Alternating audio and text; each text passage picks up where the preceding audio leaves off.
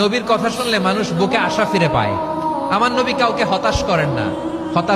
হতাশা বিশ্বনবীর ডিকশনারিতে নাই। তিনি মানুষকে আশাবাদী করে তোলেন। বিশ্বনবীর কথা শুনলে মানুষের হৃদয় নরম হয়, তারা আশা ফিরে পায়। আপনি প্রিয় নবীর মুখনিসৃত বাণীগুলো পড়েন, কথামালাগুলো শোনেন, দেখবেন আশা পাবেন, বুকে আশা পাবেন, ভালোবাসা পাবেন। কারণ তিনি এমন সত্তা, এমন পার্সোনালিটি, তার কথা শুনলে হৃদয় নরম হয়ে যায়। মনে হয় হৃদয় খুলে তারে দিয়ে দেই, সব কথা যেন তারে বলা যায়। আওয়াজ করে বলেন ঠিক কিনা?